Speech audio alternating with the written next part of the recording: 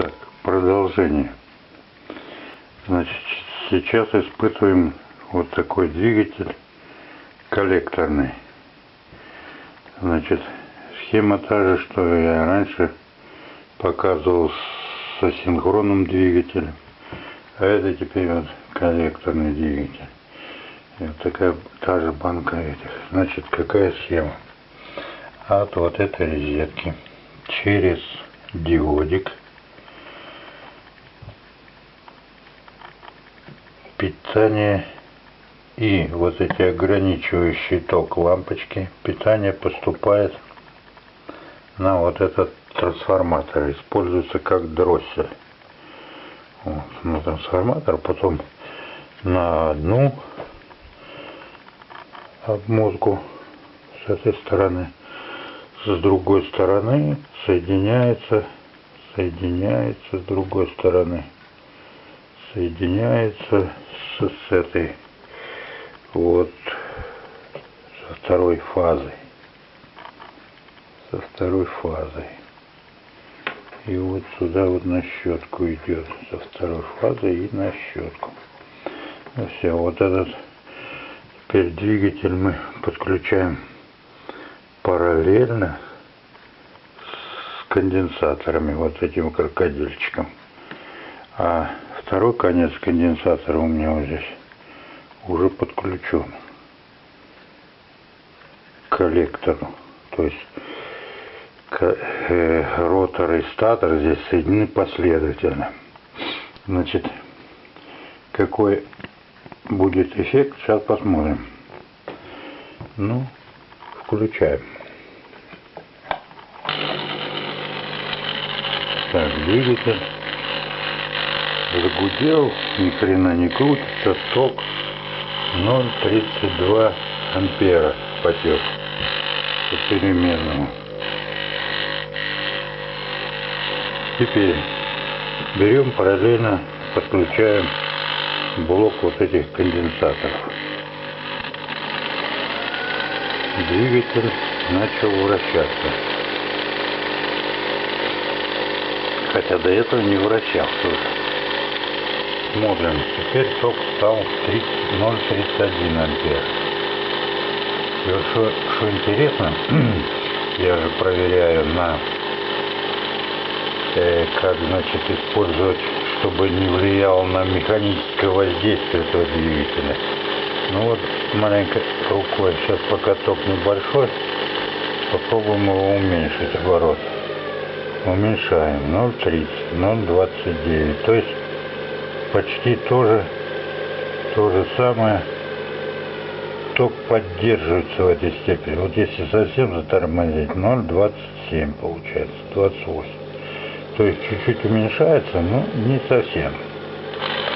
Теперь если добавить ток, я вкручу лампочку еще одну маленькую.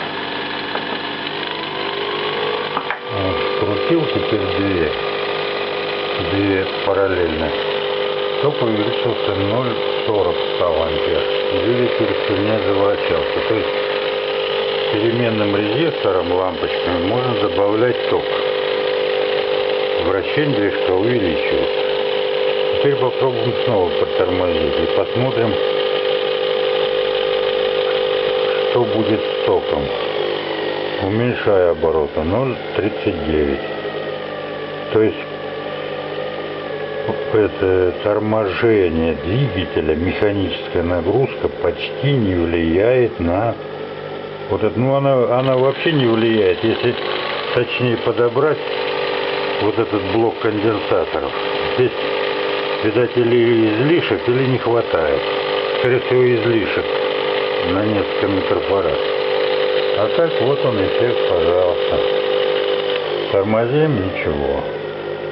Я пробовал, значит, без дополнительных сопротивлений. Ток был 1 ампер. Двигатель имел очень хорошую мощность механическую. Я его тормозил. Тормозил уже, конечно, не пальцем, а отверткой. Вот она, эта отвертка аж точилась. Пластмасса, бедняга. А ток не падал, он был почти 1 ампер все время. Ну вот получился такой стабилизатор. Как это применить, подумаем дальше. Что еще интересно? Попробовал замерить ток, который идет по двигателю. Представляю, что значит питается он через диод, то есть сюда один полупериод поступает.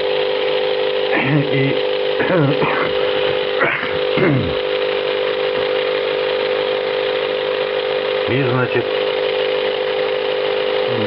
прибором для постоянного тока амперметром мерил, он ничего не показывает. Значит, там переменный ток. Ну ладно, будем дальше искать.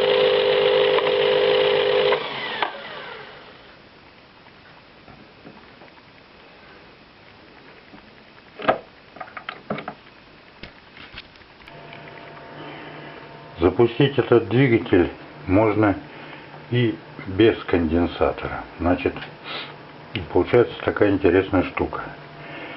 Вместо вот этих блоков конденсаторов я подключил вот этот дополнительный диод. Он, главное, должен быть включен навстречу основному диоду, который из сети у нас выпрямляет полупериод тока, и параллельно мотору. Значит, вот его кончик, я потом прикоснусь к нему. И что получится, значит.